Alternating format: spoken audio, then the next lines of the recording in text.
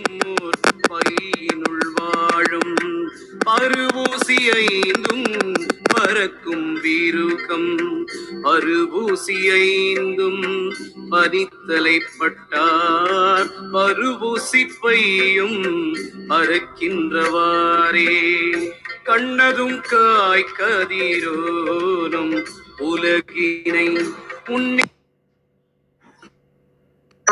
இனிய காலை வணக்கங்கள். ஓம் திருமூலர் திருவடிகள் போற்றி போற்றி.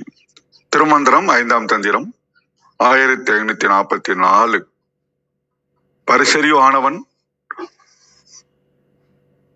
பண்பன் பகலோன் பெருசறிவானவர் பேர்த்தில் திகையும் துரிசர நீனினை தூய்மணி வண்ணன் அரிதவன் வைத்த அறநெறிதானே.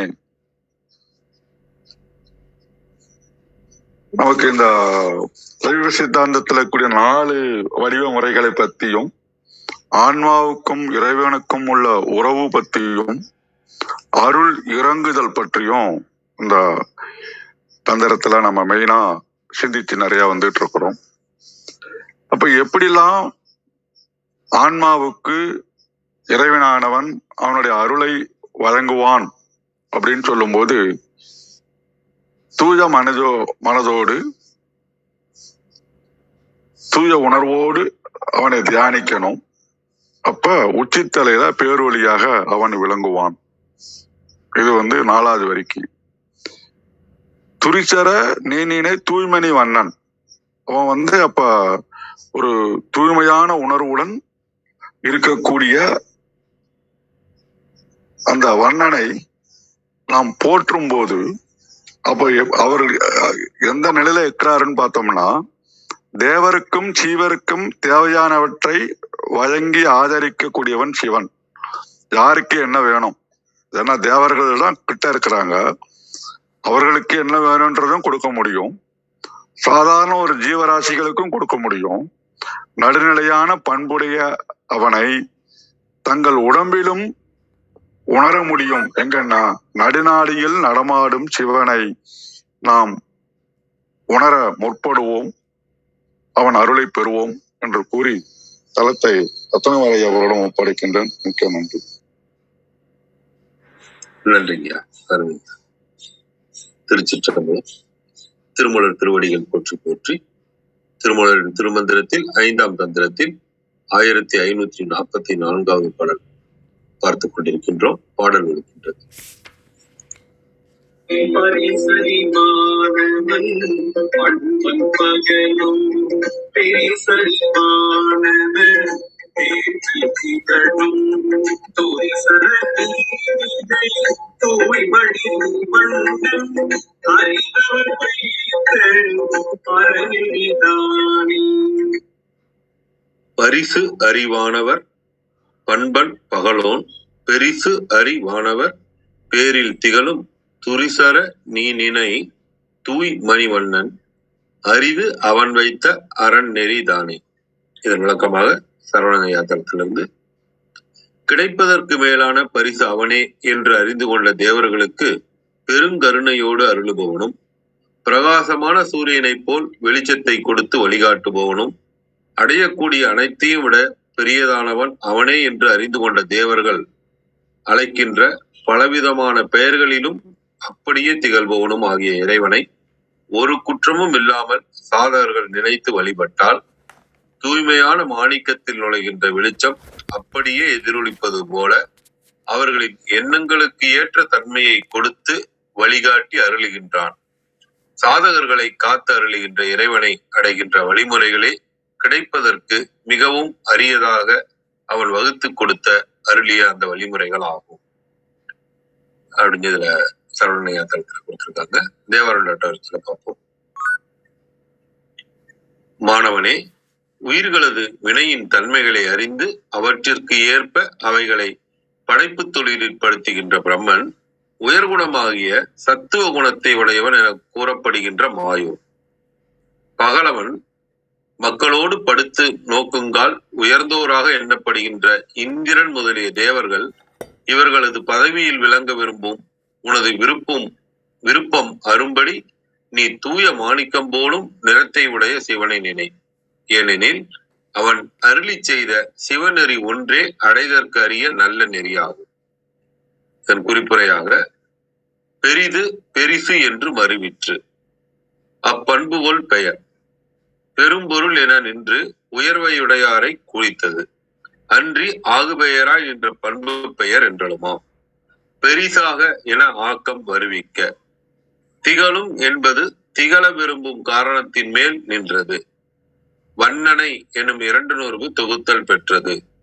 அருமை நிலையுடையாதல் பற்றி கூறப்படுவது. இதனால் புறச்சமயங்கள் பிற தேவர்களது பதவிகளை நிலையுடையவனாக கருதும் குற்றத்தை பயப்பனவாதல் கூறப்பட்டது அப்படின்னு இதுல கொடுத்திருக்கிறாங்க.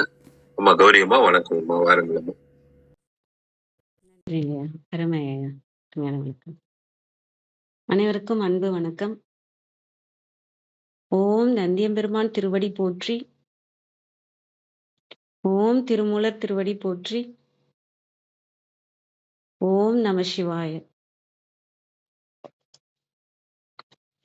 திருமந்திரம் 1544.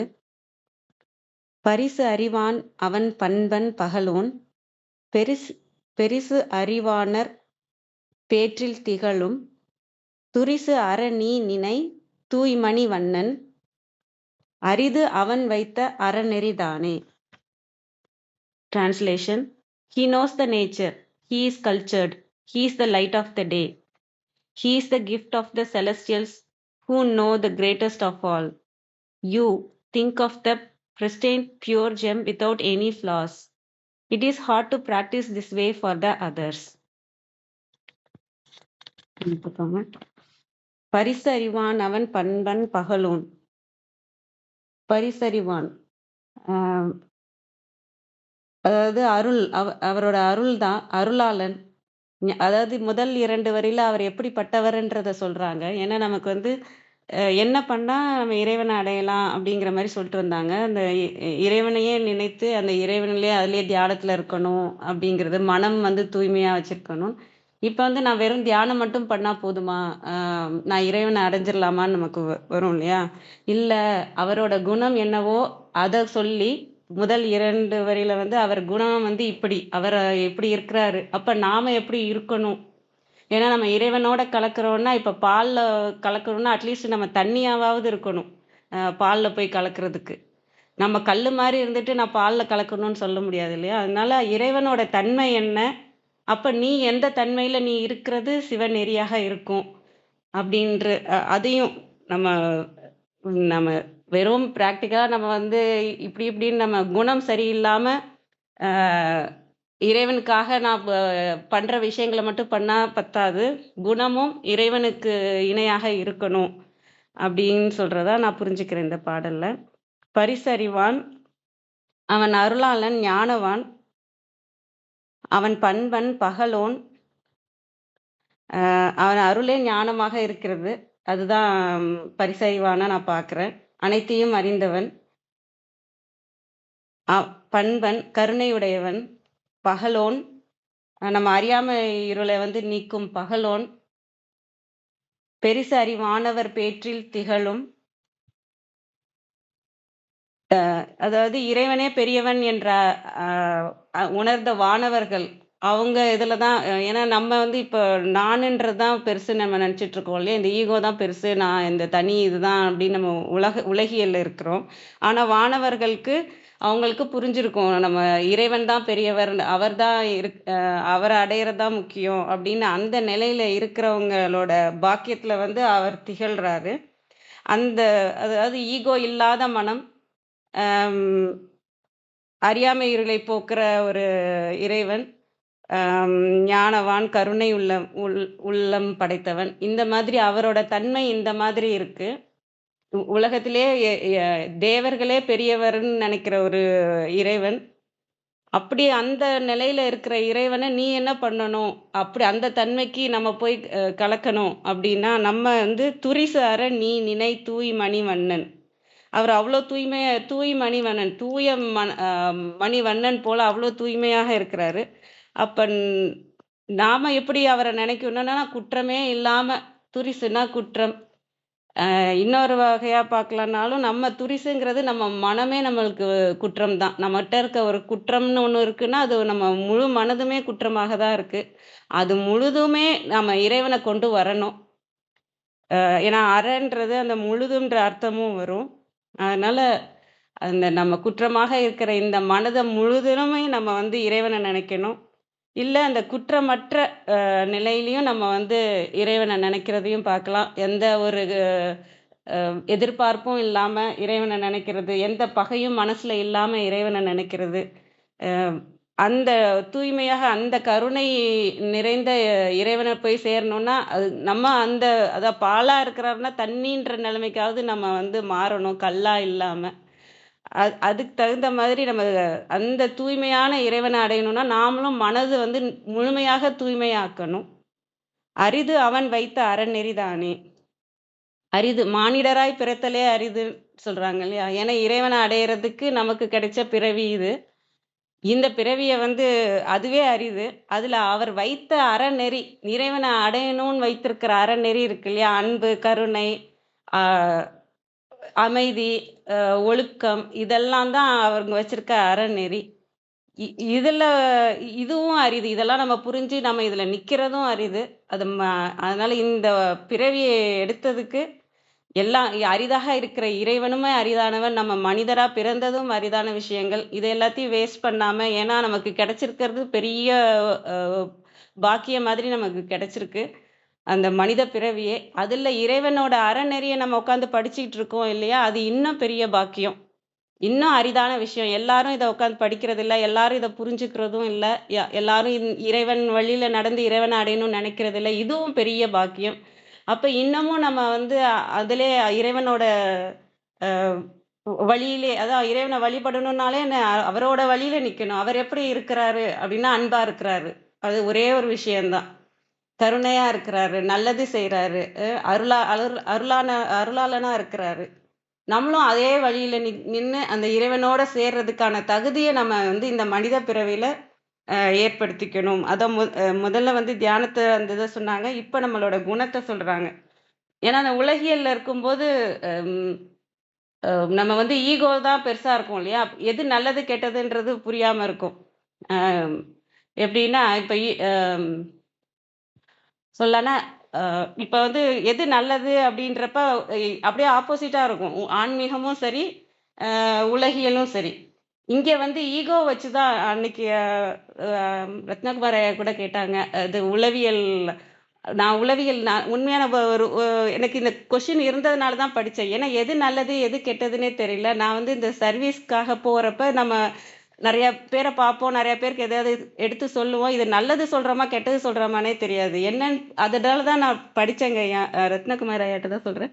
படிச்சேங்கய்யா. நான் ஒரு ஒரு 1 வருஷம் கோர்ஸ் எடுத்து படிச்சேன் நான். கவுன்சிலிங் எப்படி பண்றது அப்படின்னு. ஏன்னா நம்ம தப்பான அறிவுரை ஏன்னா வாலண்டியர் ஒர்க் பண்ணுவேன் நான். நெறைய பேர்ட்ட பேச வேண்டியிருக்கும். அவங்களோட கஷ்டத்தெல்லாம் கேட்க வேண்டியிருக்கும். அப்ப நம்ம தப்பான ஒரு அறிவுரைய குடுத்துறக்கூடாது அப்படின்றப்ப, எது சரி, எது தவறுன்னே தெரியாது. நமக்கு ஒண்ணு தோணும், உலகம் ஒண்ணு சொல்லுது. எது அப்படின்னு தெரிஞ்சுக்கணுன்றதுக்காக நான் கவுன்சிலிங் படிச்சேன். 1 இயர் கோர்ஸ் அது. ஆனா அது படிச்ச பிறகு தெரியுது, அது அது வந்து பெரிய விஷயமே இல்ல. ஆன்மீகம் அத விட பெரிய விஷயமாக இருக்கு.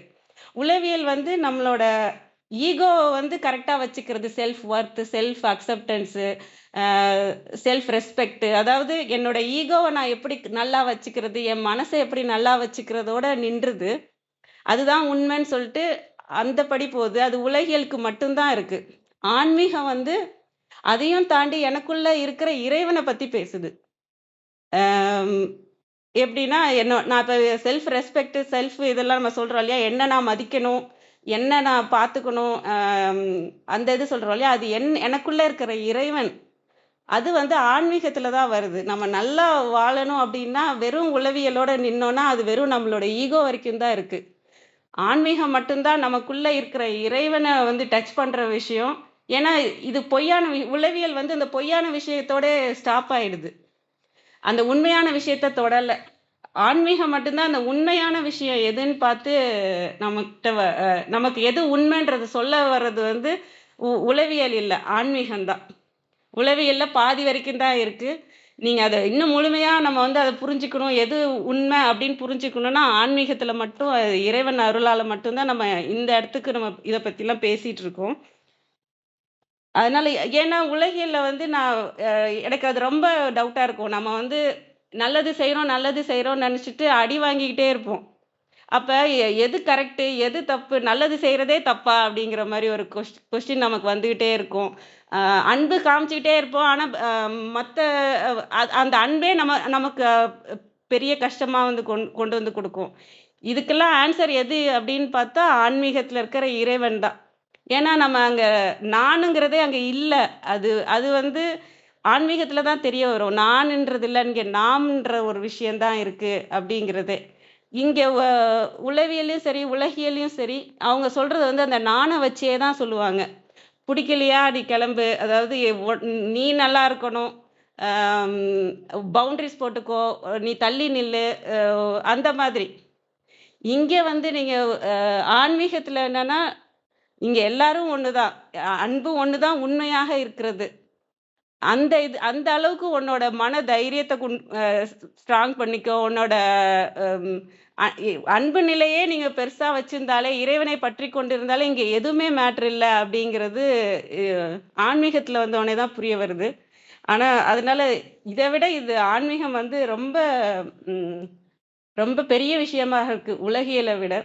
அதுல வந்து ஈகோவ சரி பண்ணணுன்றது தான். ஈகோவையும் நம்ம மனசையும் நல்லா வச்சுக்கணும் அப்படிங்கிறது தான். எப்படின்னா, நம்மள மத் நல் நான் நெறைய பேர் நம்மள மதிக்கிறாங்கன்னா, நான் நல்லா இருக்கிறேன்னு அர்த்தம். அப்படிங்கிற மாரி நெனைக்கிறது. இல்ல நான் பணம் நெறைய வச்சிருந்தேன்னா, நான் வந்து இதெல்லாம் எதுக்குன்னா, நம்ம ஈகோவுக்காக தான். நான் நல்லா இருக்கேன் அப்படின்னு நான் நெனைக்கிறதுக்காக. நான் சொல்றதெல்லாம் மத்தவங்க கேட்கறாங்களா, அப்ப நான் இங்க நல்லா இருக்கேன் அப்படின்னு நெனைக்கிறது. நான் செல்வாக்கா இருக்கிறேனா, நான் அழகா இருக்கிறேனா, இ அ அந்த மாதிரி எல்லாரும் என்ன பெருமையா நெனைக்கிறாங்களா, இதெல்லாம் வந்து இருக்கிறது வந்து உலகியல்ல. இதெல்லாம் இருந்தா நான் நல்லா இருக்கிறேன் அப்படிங்கிற மாதிரி. ஆனா வந்து நீங்க இதுக்கு வந்துட்டீங்கன்னா, உண்மையான நீங்க நல்லா இருக்கீங்க அப்படின்னு நீங்க நெனைக்கணும். நான் நல்ல நிலையில தான் இருக்கேன் அப்படின்னா, நீங்க ஒழுக்கமா இருக்கிறீங்களா? அதுதான் இங்க முதல்ல வருது ஆன்மீகத்துல. அம் நான் நெனைக்காம நாமுன்னு நெனைக்கிறோமா? நேத்து பார்த்தோம் இல்லையா? அந்த எறும்பு கத. அம் அந்த அது சாப்பிட்டுட்டு சும்மா இருக்கலாம் இல்லையா? ஒரு சாப்பாட பாக்குது, சாப்பிட்டுட்டு சும்மா இருக்கலாம். ஆனா வந்து அது வேகமா போயி எல்லாருக்கும் சொல்லணும். எல்லாரும் சாப்பிடணும்னு அது ஏன் நெனைக்கணும்? அதுக்கு கூட அந்த எறும்புக்கு கூட நான் என்ற எண்ணம் பெருசா இல்ல. நாம் என்ற எண்ணம் பெருசா இருக்கு இல்லையா? அதனால தான் மனிதனுக்கு அது மெயினா இருக்கணும் அப்படின்னு நெனைக்கிறேன் நான். அதே மாரி நல்லது எவ்வளோ நான் நல்லது செய்றேனா, அதுல இருக்கணும். அன்புல நான் பெரிய ஆளா இருக்கிறேனா, அதுதான் இங்க ஆன்மீகத்துல. கருணையில பெரிய ஆளா இருக்கிறேனா, இது மாறுது. இது ஈகோக்கான விஷயம். இது எல்லாமே இறைவனுக்கான விஷயம். இந்த ஆன்மீகத்துல இருக்கிறது. இப்ப உலகிலே யாராவது ஒருத்தவங்க இப்ப ஹஸ்பண்ட் அண்ட் ஒய்ஃப் இருக்காங்கனாலே, ஒருத்தவங்க வந்து சாரி சொல்றாங்க, தேங்க்ஸ் சொல்றாங்க அப்படின்னாலே, அவங்க அடங்கி அடங்கி போறாங்கன்னா, அவங்களுக்கு மதிப்பு கம்மி இங்க. ஆனா, நீங்க இறைவன் இடத்துல இருந்து பார்த்தீங்கன்னா, இறைவனுக்கு புடிச்சவங்க அவங்க தான். ஏன்னா, அவங்க அன்புக்காக அவங்கள ஈகோவையே இறக்கிட்டு போய் சாரி சொல்றாங்க. அவங்க அன்புக்காக அவங்கள மதிச்சு அவங்களுக்கு நன்றி சொல்றாங்க. இதே வந்து நீங்க உலகியல்ல பார்த்தீங்கன்னா, நான் எ அ அதிகாரமா இருக்கிறவங்க தான் பெரிய ஆளுன்ற மாரி இருக்கும். ஆனா, இறைவன் பார்வையில அன்பா இருக்கிறவங்க தான் பெரியவங்க. அ அது அது எல்லாமே வந்து உளவியல படிச்ச பிறகு தான் எனக்கு ஓ! இதுதான் இது முழுமையாக இல்ல அப்படின்றது எனக்கு தெரிஞ்சுச்சு. ஏன்னா இதுதான் உண்மைன்னு சொல்றாங்களே, இது முழுமையா இல்லையேன்ற ஒரு இது இருக்கும். ஆன்மீகத்துக்கு வந்த பிறகு தான் அதுக்கான ஆன்ஸர் எல்லாமே எனக்கு கிடைச்சது. உளவியல்ல அது கிடைக்கல. ஏன்னா அது ஈகோ பேஸ்ட்ல இருக்கு. இது வந்து இறைவனுக்கான விஷயத்தோட சேர்ந்து இருக்கு. அதனால நம்ம இறைவன அடையணும் அப்படின்னா, இறைவனுக்கு பிடித்தவர்களாக இருக்கணும் அப்படின்னா, இந்த ஈகோவ குறைக்கணும் நம்ம.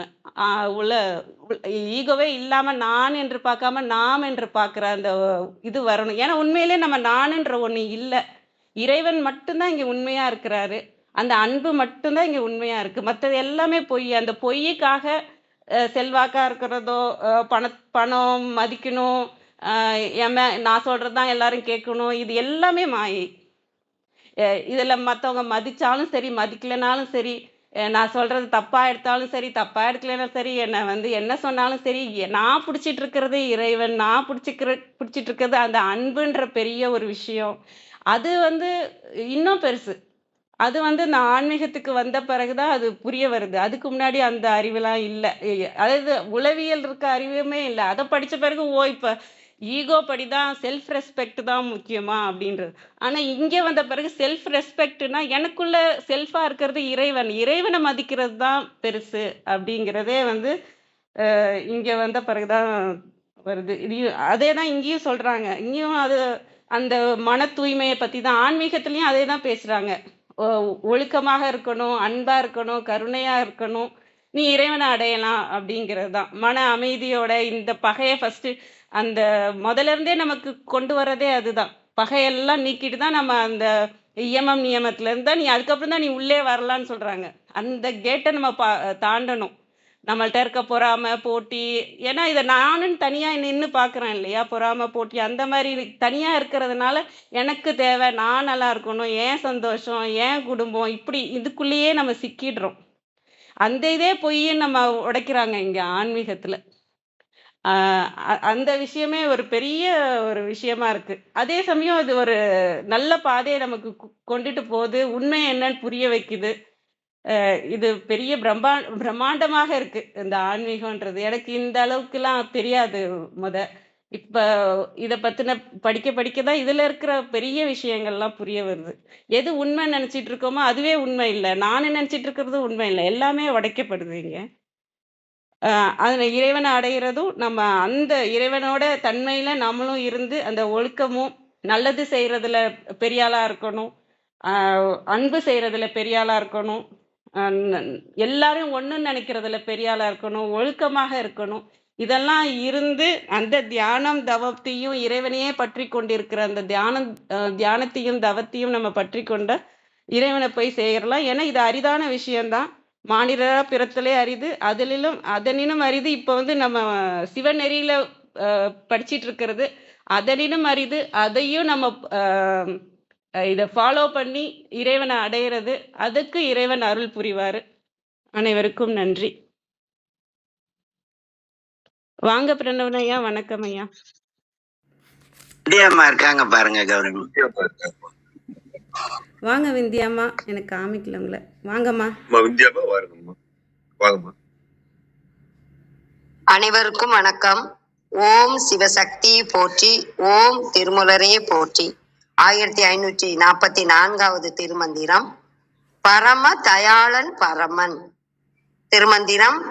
பரிசு அறிவான் அவன், பண்பன் பகலோன், பெரிசறிவானவர் பேச்சில் திகழும், துரிசர நீ நினை தூய் மணிவண்ணன், அரிதவன் வைத்த அறநெறி தானே. அன்பர்களுக்கு அருள வேண்டி கருணையை வழங்குபவன் பரமன். அவன் பக்தர்களுக்கு இறங்கும் பண்பாளன். பகல் போலும் ஒளி வடிவானவன். மிகுந்த ஞானம் உடையவர்களான தேவர்கள் அடைந்துள்ள பேர்களுக்கெல்லாம் அவனே மூல காரணமாக திகழ்பவன். மன மயக்கம் இல்லாமல் உள்ளன்போடு நீ அவனை நினைப்பாயாக.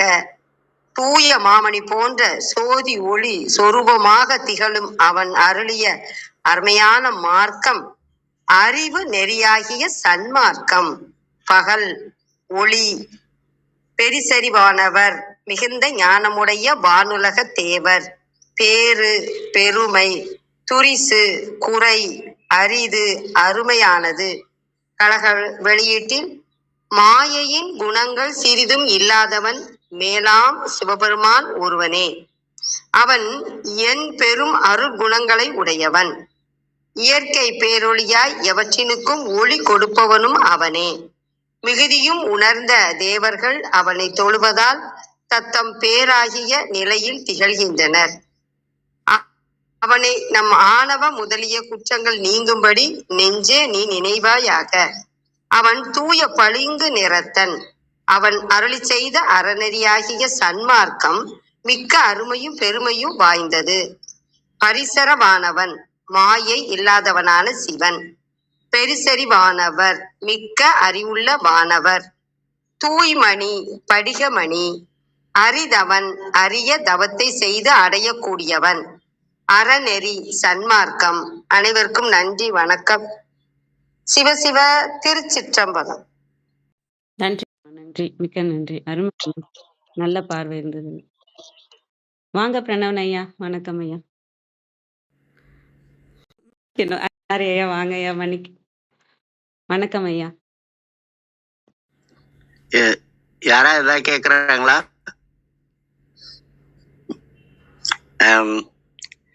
சரி, இந்த இன்னைக்கு கௌரி அம்மா சொன்னது ரொம்ப, யாரா கேக்குறாங்களா? வணக்கம் ஐயா. இறைவன் என் குணத்தான்னு கொடுத்திருக்காங்கல்ல ஐயா, என் குணம் எது எதுங்கய்யா? விந்தியாமா, அந்த கடவுள் வாழ்த்துல 9வது திருக்குறள் எடுத்து அதுக்கான விளக்கம் பாத்தீங்கன்னா அதுல இருக்குமா. அதாவது என்னன்னா, இயற்கை உணர்வினன், வரம்பில் ஆற்றல் உடையவன், வரம்பில் இன்பம் உடையவன் அப்படின்னு இருக்கும்.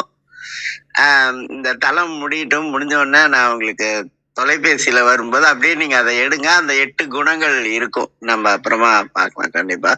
இல்லைன்னா ரத்னா சார் எடுத்தாருன்னா டக்குன்னு உடனே கூட சொல்ல முடியும். அவர் தான் அதை யாரா இருந்தாலும் சொல்லலாம், அவர் எடுத்து சொல்வாரு இயல்பா.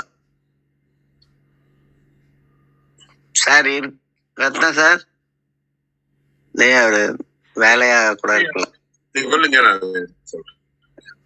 சார் அந்த இது எடுங்க சார், என் குணம். அந்த கோளில் பொறியில் குணமிலவே என் குணத்தான் தாளை வணங்காத்தலை. அந்த அந்த 8 குணம் சொல்லுங்க சார். அது 1, 2, 3 நம்பர் சொல்லுங்க, அப்பதான் இது எளிமையா புரியும். அதுல நம்பர் இருக்காது, நீங்க சொல்லுங்க. ஐயா போட்டிருக்காங்க, மெசேஜ் போட்டிருக்காங்க. படிங்க. ஆனா அவர் போட்டதுல நம்பர் இருக்காது, நீங்க நம்பர் ஆட் பண்ணி படிங்க. இருக்குங்க ஐயா. நம்பர் 1 வந்து ஒன்னு வந்து தன் வயத்தன் ஆதல், 2 தூய உடம்பினன் ஆதல், 3 இயற்கை உணர்வினன் ஆதல், 4 முற்றும் உணர்தல், 5 இயல்பாகவே பாசங்களின் நீங்குதல், 6 பேரருள் உடைமை, 7 முடிவு இல் ஆற்றல் உடைமை, 8 வரம்பு இல் இன்பம் உடைமை. திருச்சிற்றம்பலம். இதுதான். நன்றி வேளாண், ரொம்ப நன்றி. இந்த 8 குணங்களும் தான் என் குணத்தான் அப்படின்னு சொல்றது. இத நானும் மனப்பாடம் பண்ணணும், இன்னும் பண்ணாம வச்சிருக்கேன். ஏன்னா அது இருக்கிற இடம் தெரியுமா, அதனால மனப்பாடம் பண்ணாமலே இருக்கு, வேற ஒண்ணும் இல்ல. சரி, நன்றி. விந்தியாமா புரிஞ்சிருச்சா?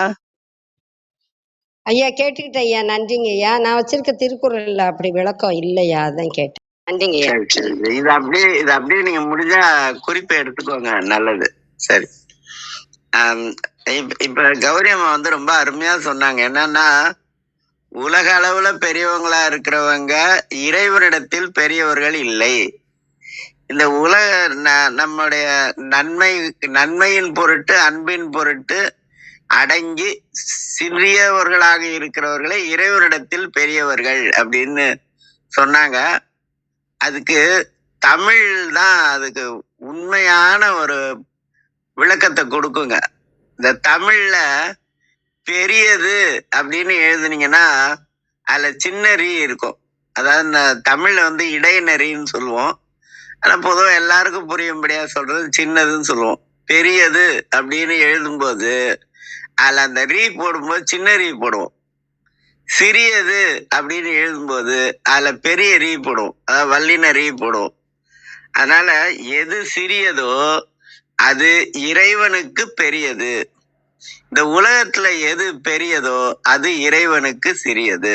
அதுதாங்க அடையாளம். அது வந்து ஒரு கோவில்ல மணி அடிக்கிற ஒருத்தர் இருந்தாரு. ஆனா அந்த ஊர்ல ஒரு பெரிய செல்வந்தர் ஒருத்தர் இருந்தாரு. உலகியல் சார்ந்த செல்வம் அது. அந்த செல்வந்தருடைய கனவுல தேவதை போய் தேவர்கள்ல ஒருவர் போய் சொல்லிட்டாரு. என்ன சொன்னார்னா, வர வெள்ளிக்கிழமை அன்னைக்கு இந்த ஊர்ல ஒரு பெரிய மனிதர் இறந்து விடுவார் அப்படின்னு சொல்லியாச்சு. அந்த செல்வந்தர் என்ன நினைச்சுக்கிட்டாருன்னா, அவர்தான் பெரியவர் அப்படின்னு நினைச்சுக்கிட்டாரு. நினைச்சுக்கிட்டு என்னென்ன செய்யணுமோ, எல்லாருக்கும் என்ன விருப்பமோ, அவருக்கு என்ன விருப்பமோ எல்லாம் கொடுக்கறது, அனுபவிக்கிறது, அது மாதிரி பண்ண ஆரம்பிச்சிட்டாரு. இந்த கதை பெரிய கதையா போகும். ஆனா சுருக்கமா சொல்லணும் அப்படின்னு சொன்னா, அந்த தேவதை சொன்ன வெள்ளிக்கிழமை வந்தது. வெள்ளிக்கிழமை 11 மணி அப்படின்னு சொல்லிடுச்சு. அது வெள்ளிக்கிழமை 10:30 ஆயிடுச்சு, 10:55 ஆயிடுச்சு. 11 மணிக்கு பார்த்தா அது தேவாலயம். தேவாலயத்துல மணி விட்டு விட்டு அடிக்குது. அப்ப அந்த செல்வந்தர் கேக்குற, நான் உயிரோட இருக்கிறேன், தேவாலயத்துல ஏன் மணி விட்டு விட்டு அடிக்குது? அதுக்கு பேரு துக்க மணின்னு பேரு. யாராவது அந்த கிறிஸ்தவர்கள் இறந்தாங்கன்னா அந்த பெல் விட்டு விட்டு அடிப்பாங்க, நிறுத்தி நிறுத்தி அடிப்பாங்க. ஏன் அடிக்குது அப்படின்னு கேட்ட உடனே அது சொல்லுவாங்க, இல்லைங்க இந்த கோயில்ல பெல் அடிச்சுட்டு இருந்தாருல, அவர் இறந்து போயிட்டாரு அப்படின்னு சொல்லுவாங்க. அப்ப கடவுளுடைய கணக்குல பெரியவர் அப்படிங்கிறவர் யாருன்னா, ரொம்ப எளிமையா யாராலும் மதிக்கப்படாம, இவனுக்கு என்ன அப்படின்னு, இவெல்லாம் ஒரு ஆளா அப்படின்னு யாரெல்லாம் நினைக்கிறாங்களோ அவங்கதான் வந்து கடவுளுக்கு பெரியவர் அப்படிங்கிற அர்த்தத்துல அந்த பைபிள் கதை இருக்கும். ஆனா அது தமிழ்லயே ரொம்ப அருமையா இருக்குங்க. பெரியதுன்னு எழுதுனா அதுல சின்னரி இருக்கும், சிறியதுன்னு எழுதுனா அதுல பெரிய இருக்கும். நீங்க வேணா எழுதி பாருங்க எப்பாவது, இல்லைன்னா படிக்கும்போது பாருங்க, நல்லா இருக்கும். அது மாதிரிதான். அதனால இதுல இந்த 3வது வரியில துரிசு அற அப்படின்னு சொல்லியிருப்பாங்க. அதாவது என்னன்னு கேட்டீங்கன்னா, நம்ம பாக்குறோம் இல்லையா, இன்பத்துல 2 இன்பம் இருக்கு. ஒண்ணு சிற்றின்பம், அடுத்தது பேரின்பம் அப்படிங்கிறது. இந்த பேரின்பம் அப்படிங்கிறது என்னன்னா நிலையானது, சிற்றின்பம் அப்படிங்கிறது என்னன்னா நிலையற்றது அப்படிங்கிறது. ஆனா இந்த சிற்றின்பத்துல நிலையற்றது மட்டுமல்ல, இந்த சிற்றின்பம் என்பது மலத்தையும் கொடுக்கும். அதனால மலத்தை கொடுக்காத, எப்போதும் நலத்தை கொடுக்கக்கூடியது பேரின்பம் அப்படிங்கிறது. இந்த சிற்றின்பத்தை அனுபவிக்கிறதுன்னு நினைக்கிறது, அனுபவிக்கிறது, இதெல்லாம் தான் துரிசு அப்படிங்கிறது. இது தேவர்களுக்கும் உண்டுங்க. அதனால மாணிக்க வாசகர் திருவாசகத்துல சொல்லியிருப்பாரு, வாழ்த்துவதும் வானவர்கள் தாம் வாழ்வான். கடவுளை ஏன் வாழ்த்துறாங்க அப்படின்னா தான் வாழ்வதற்காக. அடுத்த வரியில ஒன்று சொல்லியிருப்பார், மனம் நின்பால் தாழ்த்துவதும் தம்மை எல்லாம் தொழ வேண்டி. அந்த பாட்டு நீங்க படிச்சு பாருங்க கௌரிமா. திருவாசகத்துல ஒரு பாட்டு, வாழ்த்துவதும் வானவர்கள் தாம் வாழ்வான் அப்படின்னு ஒரு பாட்டு ஒண்ணு இருக்கும், ஒரு திருவாசக பாடல் ஒண்ணு இருக்கும். வாழ்த்துவதும் வானவர்கள் தாம் வாழ்வான், மனம் நின்பால் தாழ்த்துவதும் தம்மை எல்லாம் தொழ வேண்டி அப்படின்னு அந்த பாட்டு இருக்கும். அந்த பாட்டு எனக்கு முழுசா நினைவுக்கு வரல. அந்த திருச்சதகம் அப்படின்னு 5வது தலைப்பு இருக்கும், அதுல அந்த பாட்டு இருக்கும். அந்த வானாகி மண்ணாகிக்கு அடுத்த பாட்டு அது. அது மாதிரி வந்து வானவர்களே கூட, அதாவது இறைவன் தான் பெரியவன் என்பதை அறிந்து கொண்ட வானவர்கள் கூட சுயநலத்தோட இருப்பாங்க அப்படிங்கிறத திருவாசகத்துல மாணிக்க வாசகர் வந்து நிறைய இடங்கள்ல சொல்லியிருப்பாரு. அதனாலதான் நமக்கு திருமந்திரத்திலேயே பாத்தீங்கன்னா, சிவ சிவ என்றிட தேவரும் ஆவர். அதுக்கு அடுத்த வரியில இருக்கும், சிவ சிவ என்ன சிவகதி தானே.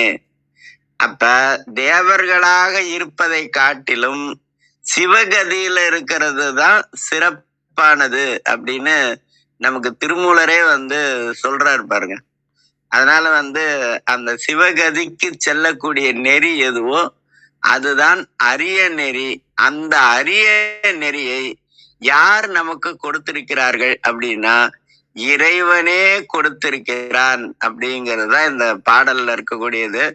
அந்த துரிசு அப்படிங்கிறது என்ன அப்படின்னு சொன்னா, உலகியல் சார்ந்த விருப்பங்கள் இருக்கு பாருங்க, அதுதான் துரிசு அப்படிங்கிறது. அப்ப உலகியல்ல விருப்பங்களே இருக்க கூடாதா அப்படின்னா கண்டிப்பா இருக்கும்.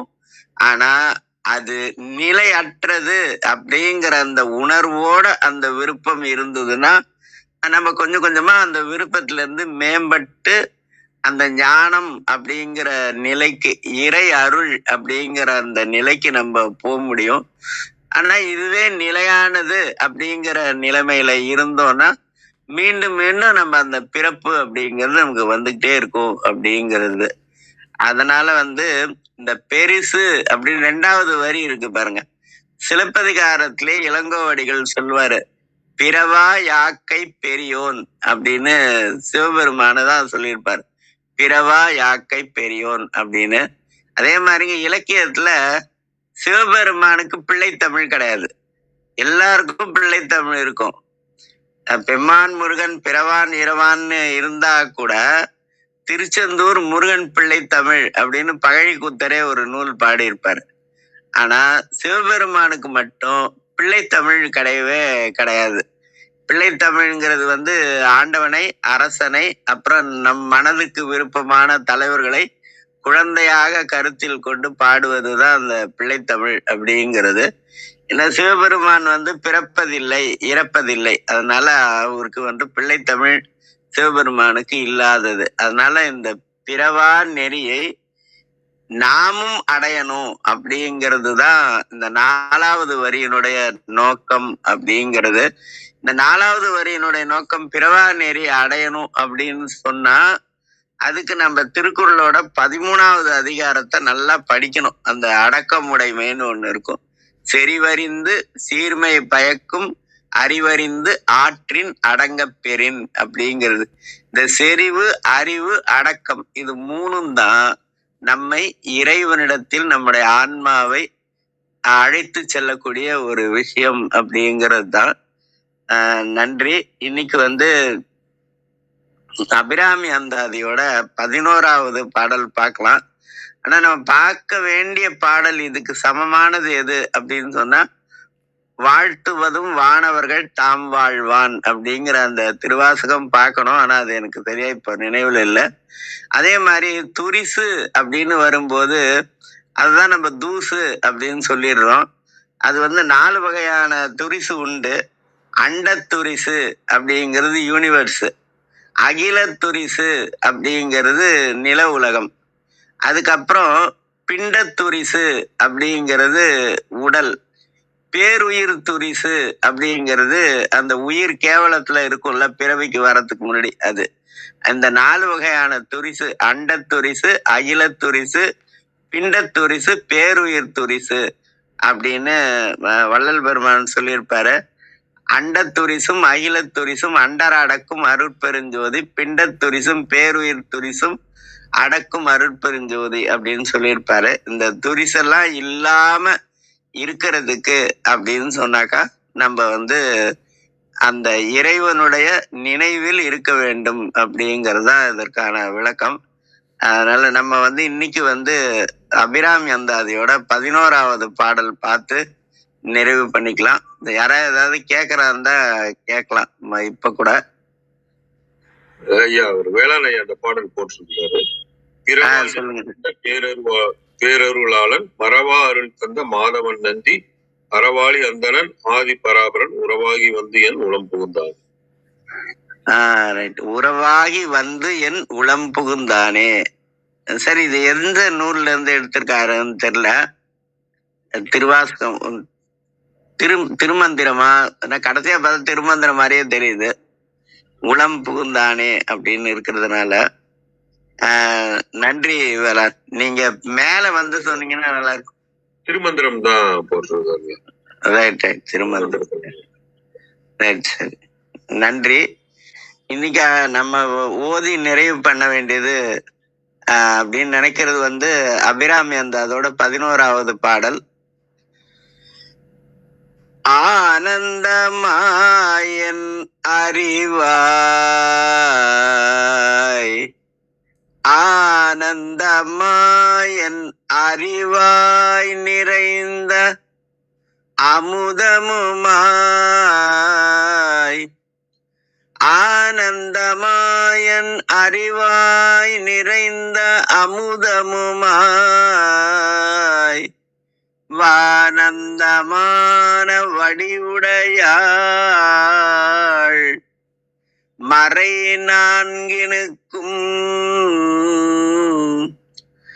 ஆனந்தமாய் என் அறிவாய் நிறைந்த அமுதமுமாய் வானந்தமான வடிவுடையாள் மறை நான்கினுக்கும் தானந்தமான சரணாரவிந்த தவள நிற கானந்தம் ஆடரங்காம் எம்பிரான் முடி கண்ணியதே